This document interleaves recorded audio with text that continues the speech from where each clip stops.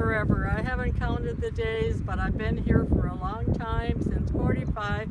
I would say maybe the last 40 years that we have concentrated on the perennials, on the annuals, and on the beautiful flowers.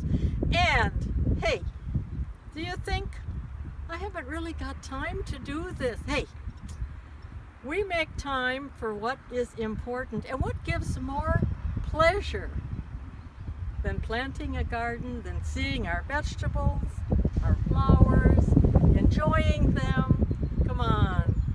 Like, let's just take a little time to stop and smell the roses. After all, you know, we only have so much.